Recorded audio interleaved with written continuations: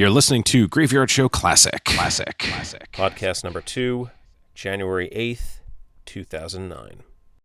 Hi, I'm Stewart Hopewell, director of Slaughter, which is going to be in After Dark's 8 Films to Die For, and you can hear me on the Graveyard Show podcast.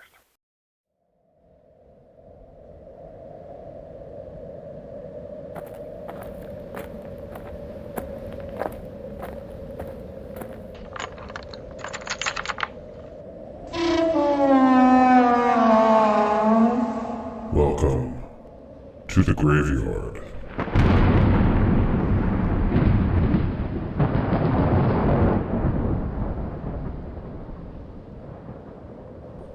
And welcome to the second podcast of the Graveyard Show.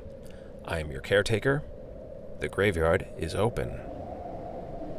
So George Romero's trailer for Of the Dead is available online, and you can find that on any of your favorite horror websites. It's about 1.5 to 2 minutes in length. This one looks a little bit more like Romero's earlier days. It looks a little bit more like the days of Night of the Living Dead, Martin, along those lines. The Crazies kind of has that earlier Romero feel. So definitely check it out. It's worth your time. And I know many of you out there are really looking forward to seeing this. I know I am. And the trailer is available, so take a look, check it out. Meanwhile, Dread Central has an interview with Sid Haig, and he talks about his new movie called Dark Moon Rising. You should definitely check it out.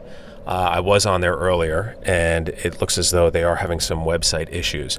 So I'm not sure how long it's going to take. Based on what I could tell, it seems like they can't put anything new on. Hopefully they'll be back up and running. Meanwhile, Shock to You Drop had some interesting news on there. One of the interesting stories that I found on there is that Paramount is doing a fan commentary for the Friday the 13th 4, 5, and 6 DVD releases.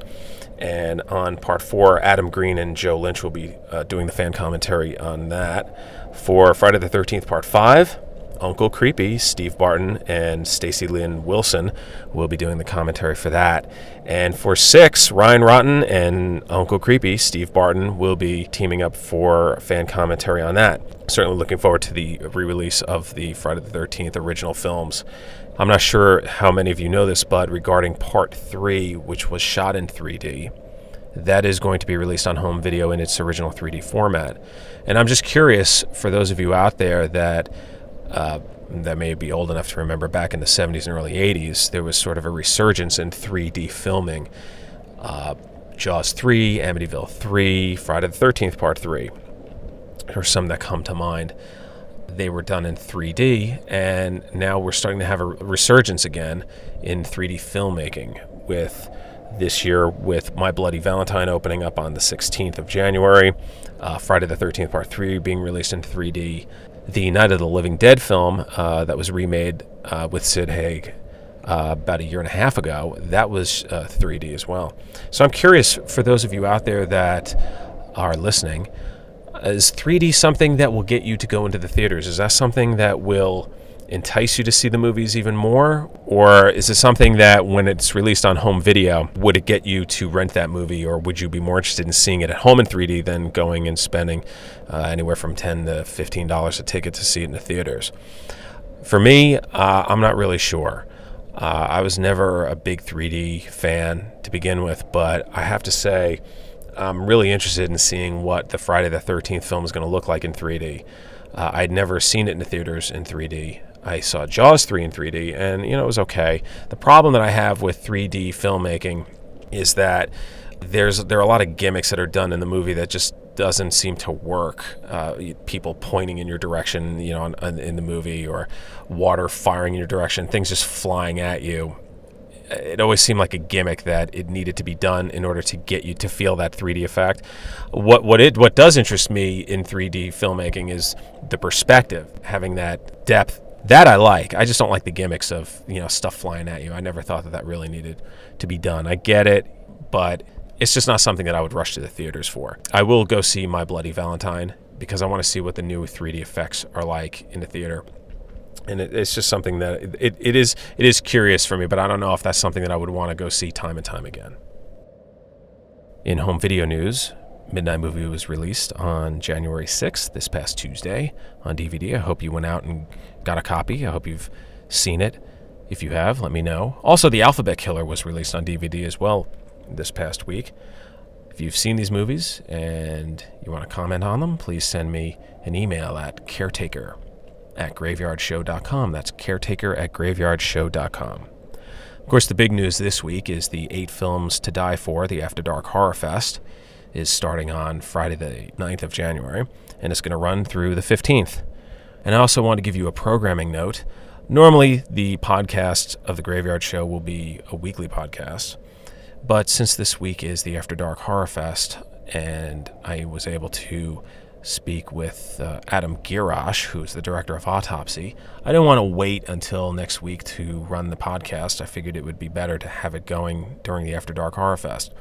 So please check the website, graveyardshow.com. That's graveyardshow.com. And I will be putting programming notes up. Adam's interview with me will be a separate show, and it will be up earlier than Thursday. So just not sure when yet. Also, speaking of Adam, he and his writing partner, Jace Anderson, will be showing up at Dark Delicacies this coming Sunday. I believe it's at 2 p.m., and they're going to be signing Autopsy posters. So if you live in the LA area, you should definitely go by and say hello. Who knows? Maybe I'll be there as well. Check Dark Delicacies website for the date and time, and if you do go and see them, let them know that you're going to be listening to them on the Graveyard Show podcast. I'm sure they get a big kick out of that. Adam was nice enough to take time out of his day to sit down with me and talk about his film Autopsy. Also, I hope you all get to go out and check out the Film Fest. Again, it starts on January 9th. I would give you the list of cities, but I think it would be a little bit too long and take up too much time. So the website for the Horrorfest is the horrorfestonline.com, horrorfestonline.com. Check it out, and there is a list of cities and theaters in those cities where the After Dark Horrorfest will be taking place. According to the website, they're constantly updating it. So any information that I could be giving you now could be either old or outdated. So check out the After Dark website and check out the dates and what films will be playing on what days in your area. Hopefully all of you will be able to get out and support our independent filmmakers. Well, as you hear in the distance, the grave digging has begun. That grave is for my next guest.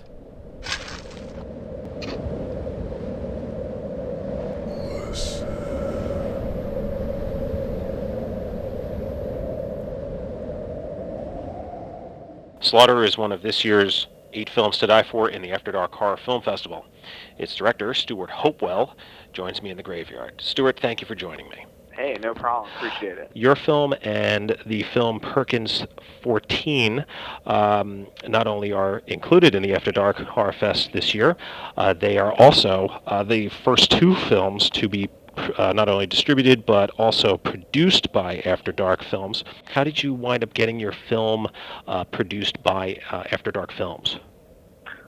Well, it ended up being kind of one of those random Hollywood stories. Uh-huh. I had been out in LA for about 4 years, and the script I actually wrote probably 3 years into being out in LA, and I wrote it with a co-writer, Tim Long, who actually lives in Florida. And so we wrote it and shopped it around town a bit, and a lot of people liked it, but it was always kind of the same case, and you hear this a lot, where I love it, it's just not right for the company right now. So Okay. we sent it around to a bunch of producers, and Errol Cochran was working at a production company, really liked it, but again, it wasn't right for her place. Anyways, January 2008, she gives me a call out of the blue, and is like, hey, you still have that script? And I'm like, yeah, I do, sure.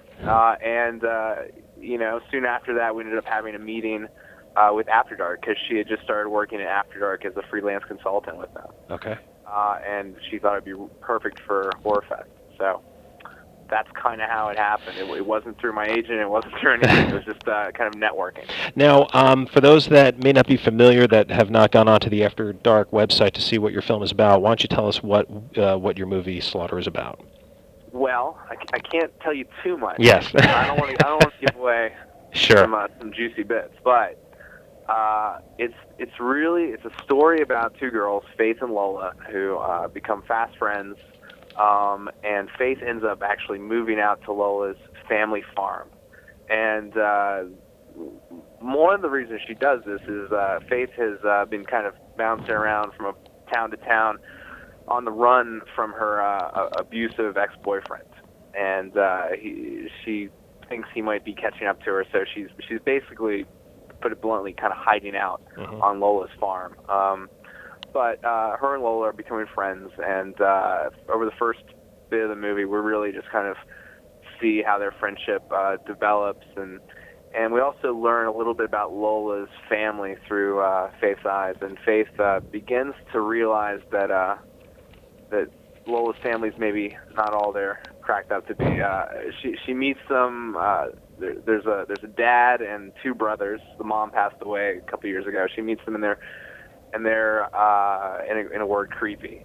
And then things start to happen on the farm where Faith realizes that there may be a little bit more than creepy. They might be violent and specifically abusive towards Lola. And, Faith, coming from this past of abuse herself, can really relate to that. And she's become friends with Lola. So one night she sits Lola down and offers basically to help her kind of run away. It says she's leaving the next day. Lola, why don't you come with me? Lola is ecstatic about this. I mean, it's kind of the way out that Lola's been looking for. And they decide to run away. But before they do, bad things happen on the farm. Their escape isn't as easy as they thought it would be. What prompted the title change from Faithless to Slaughter? Well, the script actually was originally entitled Slaughter, and what happened was... it was a couple of things, really, but there was another project called Slaughter that was kind of, I guess it was greenlit at the time we were thinking about doing ours. Okay. And I didn't really want there to be any confusion. I kind of knew the other director, not personally, but through a friend, and I just didn't want to, be that guy. Sure. Trying to jump on his movie and stuff. And so we changed it to Faithless, which is like this really bad pun on Faith's name. And then basically by the end of it, the production company and I agreed. We decided to change it back to Slaughter for a couple of reasons. One being that I think the other movie maybe isn't happening at all or as soon as we thought it would be. And B, it's definitely a much more impactful title. And after seeing the final cut of the film, kind of appropriate. Your film and Perkins 14 both were shot in Romania. So my question is, was this the first time that you've ever worked on a movie outside the United States? Yeah, absolutely. Okay. It was a trip and a half. Romania is a very cool place. Very interesting place.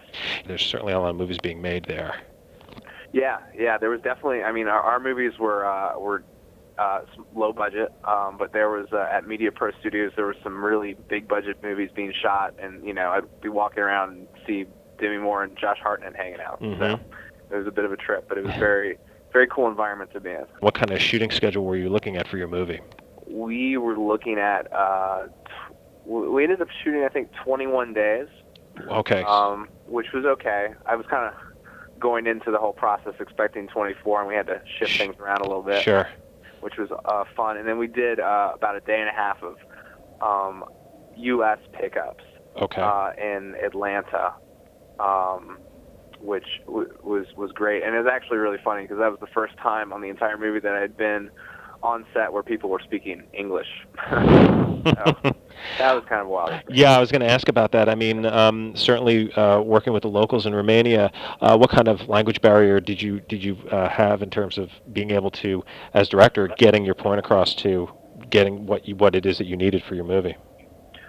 Well, all the key people could speak English really well. Our UPM and the first AD were very fluent. The production designer equally fluent, and most of the other people could speak English reasonably well and much better than I could speak Romanian.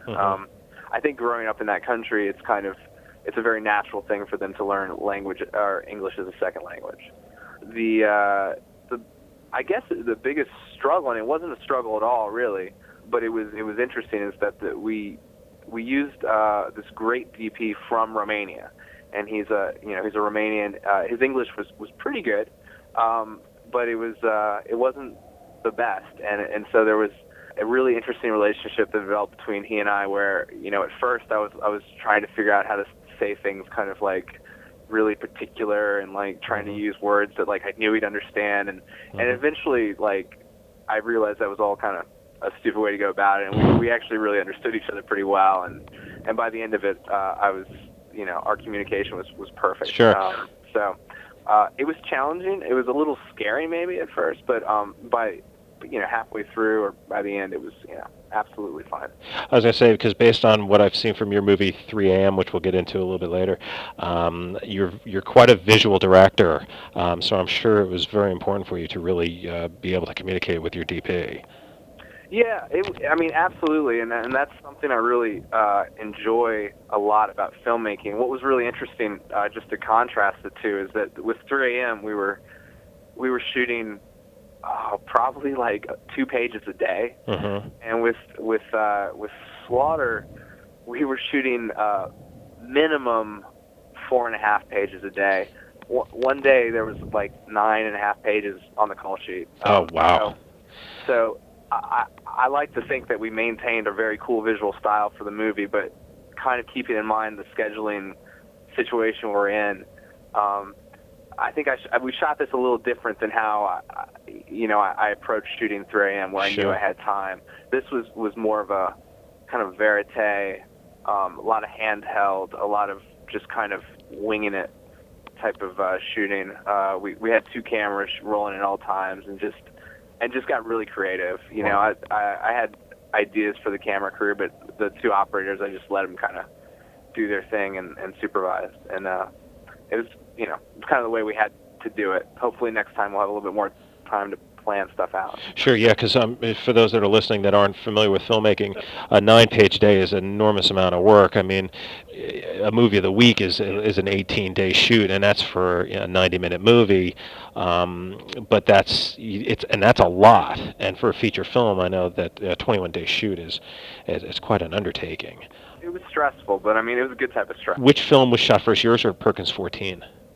Mine was shot first. Okay, so basically you got to warm the crew up. Yeah, I guess they had fresh legs, which was kind of good. Yeah.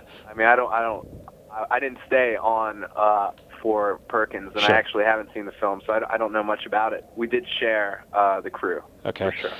Has After Dark talked to you at all about possibly doing anything down the road, or are you just moving about on your own right now and just pursuing projects outside of, or with other studios, I should say?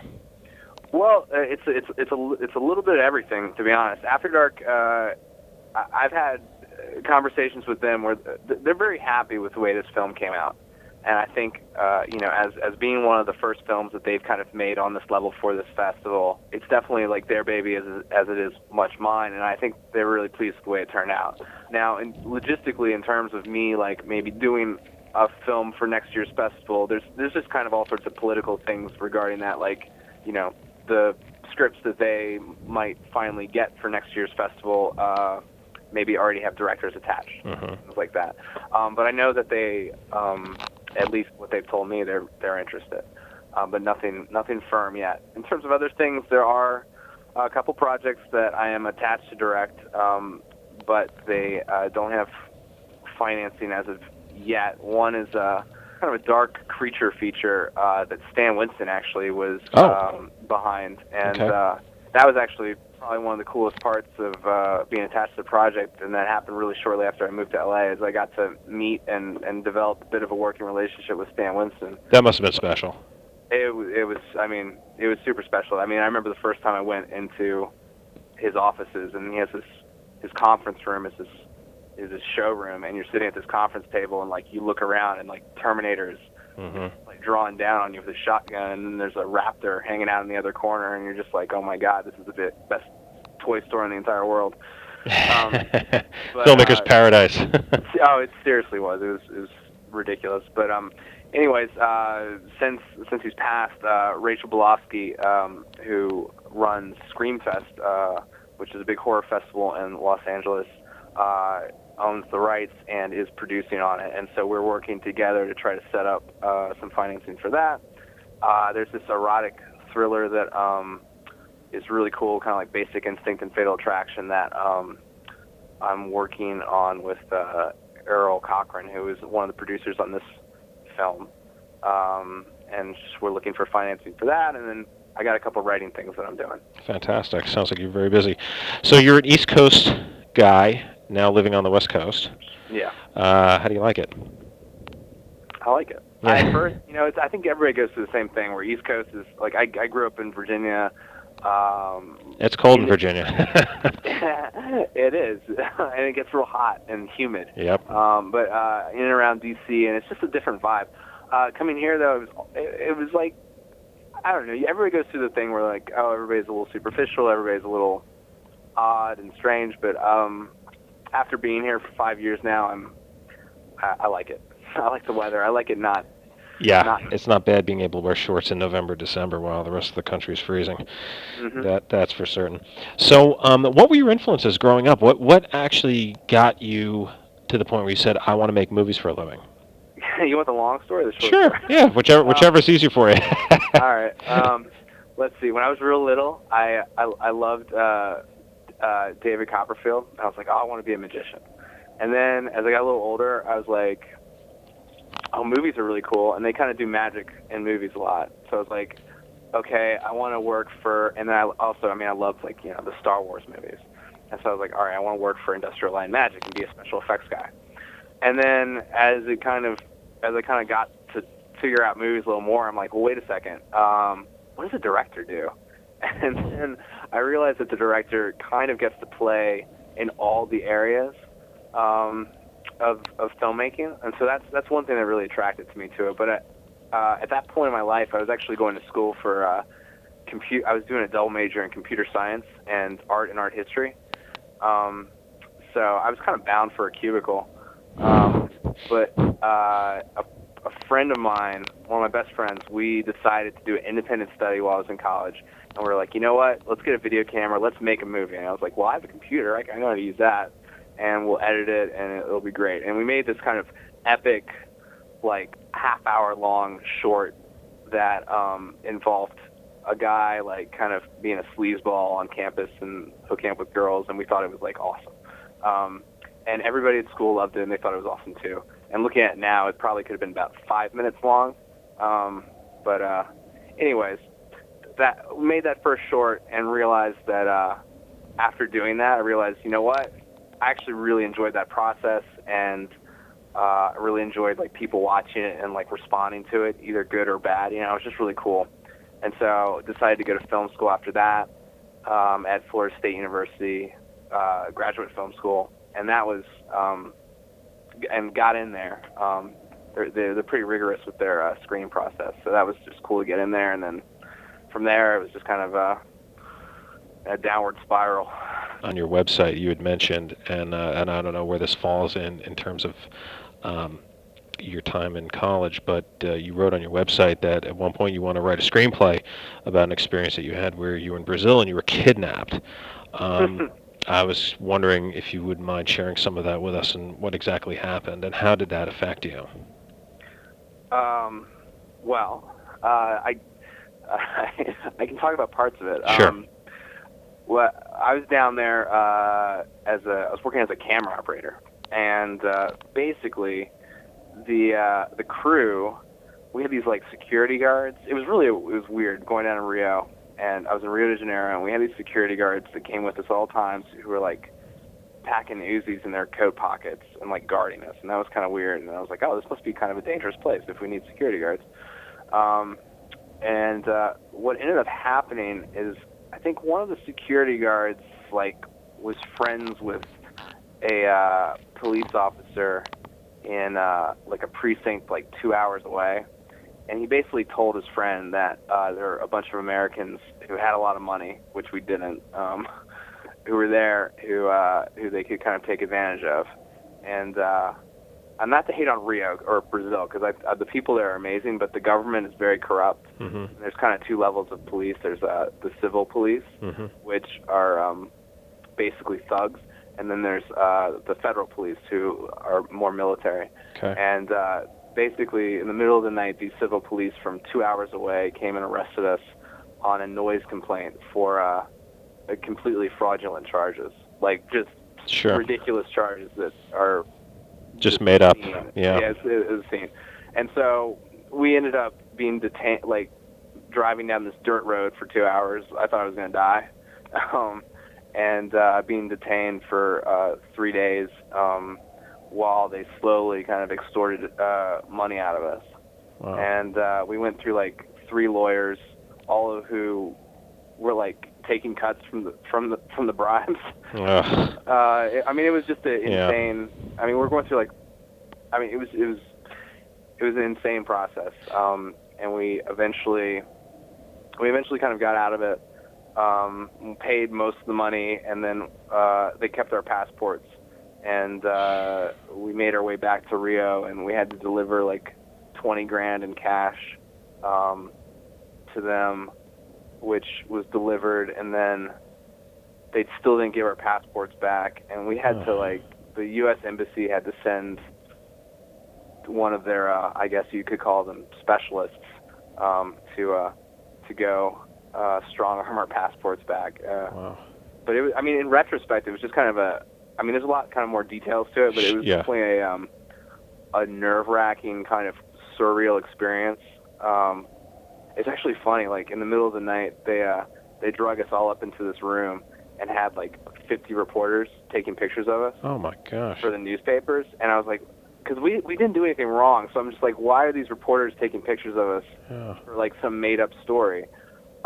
But apparently, like the reporters pay the police for their stories, so the police were just making a buck on this, and they're like, yeah, guys, go for it. Wow. And I ended up in a lineup.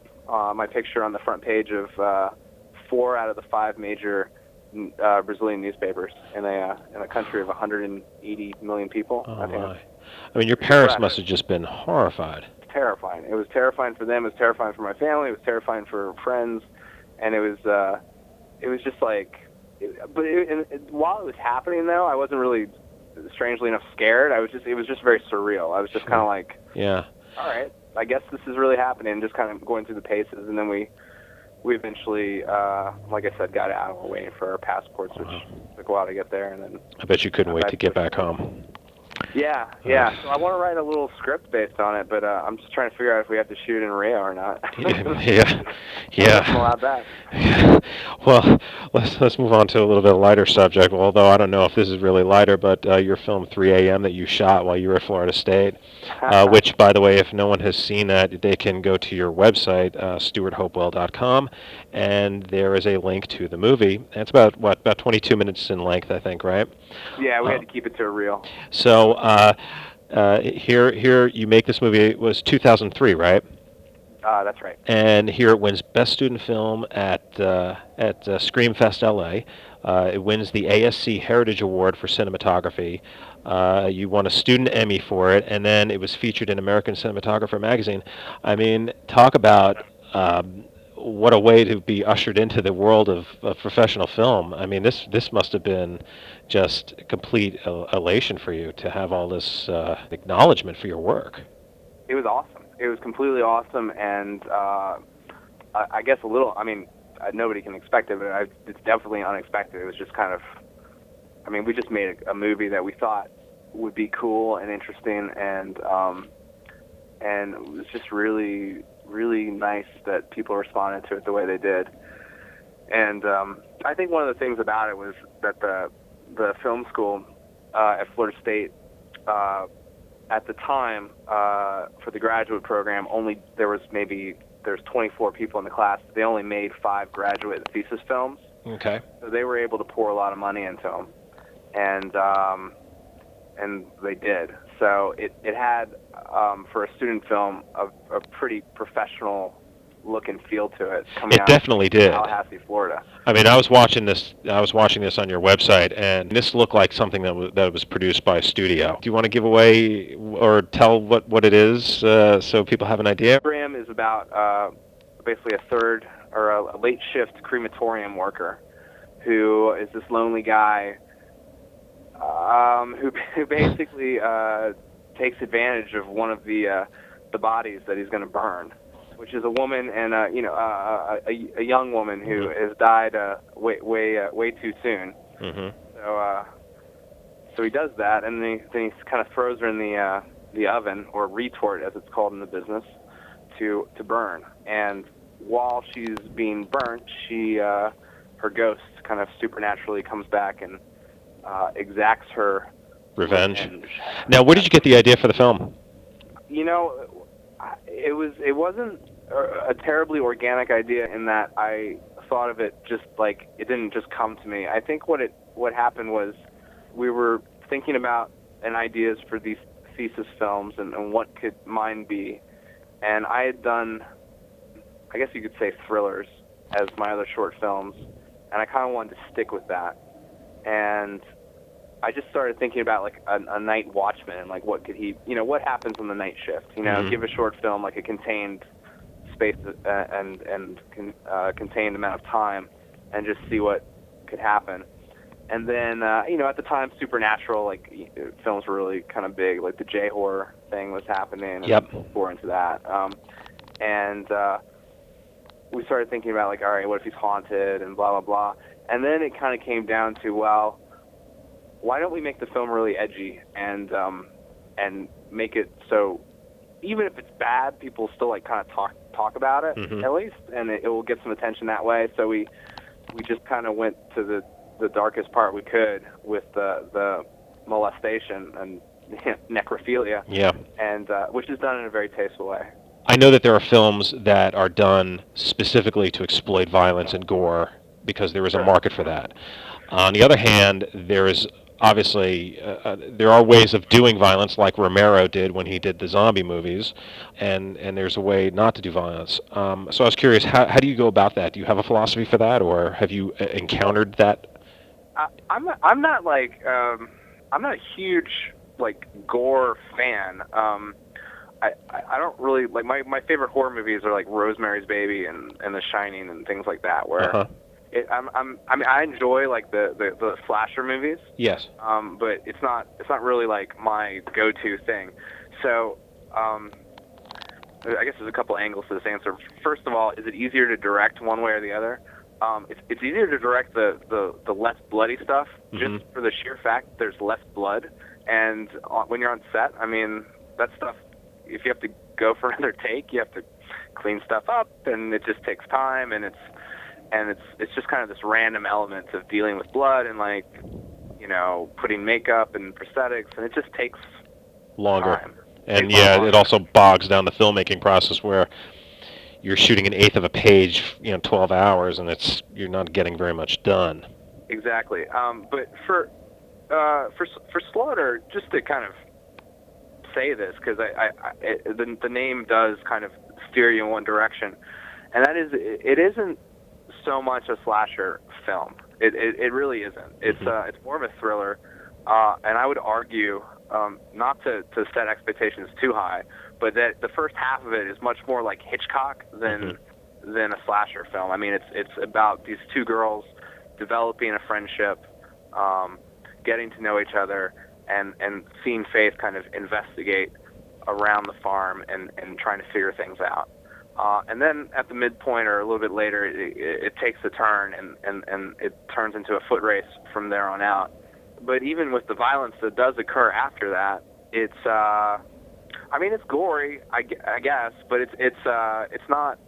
And this is really hard for someone who was there on set to really objectively think about. But it's not I don't think too bad. Okay. Or it's not exploitive, I would say. Okay. I think we tried to definitely go with less is more. Sort of leaving it up to the audience to kind of play. Yeah, I mean, we definitely show certain things happening that are kind of brutal, but I mean, less is more, I think, is always a good choice. I mean, you look at a movie like The classic kind of example is, well, there's lots, but like Alien, for instance, or Jaws. Jaws is kind of the classic example, but they don't show the shark that much, and it's scary. So less is always good. Less is more is always a good kind of philosophy, and we deal with that. Also, when you're dealing with a low budget, it's cheaper. Yeah, true. What advice would you have for anybody that may be looking at getting involved in the film industry, maybe in high school or beginning college, or maybe even just getting ready to leave college? Do you have anything that you might be able to pass along to them that they may? It doesn't necessarily even have to be about directing, but just anything in general. Yeah, well, I mean, come to L.A. Or New York if you can't come to L.A. But those are, it's like a numbers game, and you have to go where. What's the phrase? Like if you want to fish, you have to go to the ocean or something like that. I mean, yeah. It really it's you're not giving yourself the best chances if you don't come to L.A. or at the very least New York. So I would say that's number one. Number two is give yourself at least 5 years in L.A. My story is a perfect example of that. And what was really interesting about that and the 5-year mark is that kind of and mine happened after I was there for about 4 years and a bit. But I look around at the friends of mine who I went to film school who also came out here, and the ones that are doing really well, they kind of got their feet and or got the jobs that they got around like the 4 and 5 year mark too. Like I had three other friends who made feature films around the same time I did, and they had been trying since they had come out here. So definitely don't give up. Give yourself at least 5 years, if not more. And then thirdly, there's a lot of competition out here, and I think one of the best things about at least going to film school, but you don't have to go to film school to do this, but you need to come out with material, whether it's a short or what the much better combination is. And even if you have a really great short, you'll probably be told that you need to do this anyways, is you need to have a short and a feature screenplay that you wrote, because it's just kind of the way it works out here. And also representation. Agents are interesting creatures, and they don't really want to deal with you if they don't have something that they can sell. So you might have an awesome short, but then it's like, well, that's great, but come back to me when you have a script that's based on your awesome short that I can sell.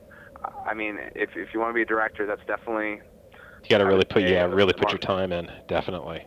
Yeah, and you have to be prepared. I mean, it's a business, so they want stuff to sell. If you want to do like camera operating or DPing and stuff like that, I mean, it's the same process. You have to come out here and pay your dues. And if you were an awesome DP in college, at your film school, and you come out here, unless you're really lucky, you're going to start as like on the bottom of the ladder again. So you always have to pay your dues and just try. But it's definitely a smart move to come out to LA. Well, I'm curious. You're of the generation that really, I think, is now working with the new media a lot more than previous generations did when making movies. You certainly have Final Cut Pro, computers, Pro Tools, the internet, YouTube. I'm just curious, from your perspective, where do you think you may be seeing films, or maybe not, but what do you think in terms of forecasting what movies will be like in the next 5 years or so, maybe a couple of years? Do you see that maybe there may be a trend towards something that may be new, or? Well, I mean, everybody's jumping on the 3D bandwagon, which is kind of fun. I haven't seen any of the 3D movies that have come out, like Beowulf or I don't know, the other ones that have come out. Yeah, Polar Express. Yeah, I actually have a good friend who's in the My Bloody Valentine one that's coming out right after Horrorfest, so I will probably go see that one. But I mean, that seems pretty exciting, and that seems kind of like a natural progression. I don't know, it might be a little gimmicky right now, but I mean, it's pretty cool to go to a movie theater and see it in 3D. Even Paramount is doing that now when they're re-releasing all the Friday the 13th movies, and Part 3, which was shot in 3D, they're actually releasing it on DVD in 3D, which is really interesting. That's awesome. Yeah. Yeah. Wow. So that's really cool. I mean, I don't know that films really from the from the audience's perspective will change too much over the next 10 years. From the filmmaker's perspective, I mean, I think digital will really take over. I mean, you'll have purists out there, but I just saw, The Curious Case of Benjamin Button. Mm-hmm.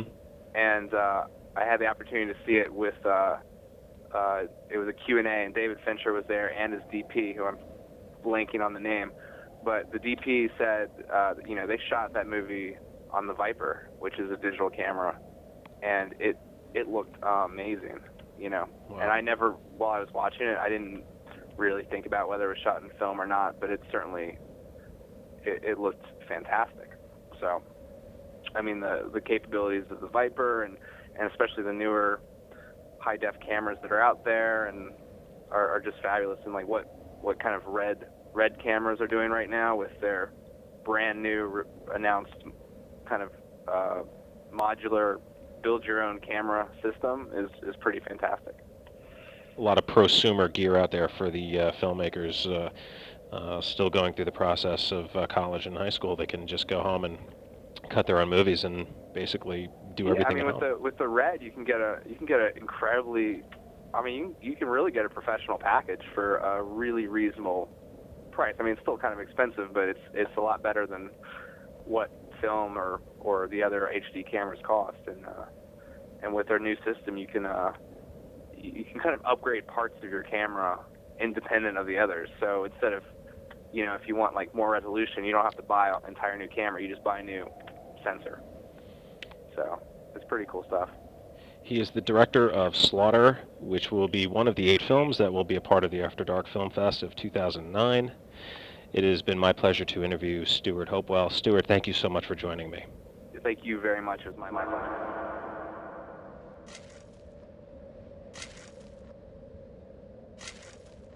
And the After Dark Horrorfest will begin on January 9th, Friday, and it will run through the 15th. And I hope all of you were able to get out and to see at least some of these films while they're in the theaters. Now, before we close the graveyard down, for those of you that have visited my site in the past, graveyardshow.com, every Friday I like to post what's going to be on TV as far as horror films go. I call it the Friday Night Horror. So those of you that may be either staying home voluntarily or just find yourself looking for something on television, here are a couple of films that I came across that will be playing. All times are Eastern Standard Times. Some of you may have satellite television where you get the East Coast feeds. So American Movie Classics on Friday night will be showing Damien Omen 2 at 10:30 p.m. And they will be following that up with Omen 3, The Final Conflict, which will be on Saturday morning at 1 a.m. And then after that, they're going to be showing And Now the Screaming Starts, which starts at 3:30 in the morning, Saturday. Independent Film Channel will be showing Sisters at 8 p.m. Eastern. And on Saturday morning, Henry, Portrait of a Serial Killer will be on at around 1:35 in the morning. And Turner Classic Movies will be showing on TCM Underground the original Amityville Horror, and that'll be on around 2 a.m. So there's some horror films for you if you happen to be home. Save you a little time. And as I conclude this second podcast of The Graveyard Show, I would like to thank you once again for joining me here. Please make sure you check my website, graveyardshow.com, for updated information, certainly with Adam's interview. And also, you just never know who may show up in the graveyard unexpectedly. So please make sure you check the website, graveyardshow.com, for any changes in dates and times, or to find out who my next week's guest will be. Again, my interview with Adam Girash will be available earlier than a week from now. Just not sure what day yet, so please check the website, and I will let you know when the date and time is for that upload of the podcast. It will definitely be earlier than Thursday. And as you exit the graveyard, I would like to remind you, please lock the gate behind you. We wouldn't want anyone to get out. Until next time.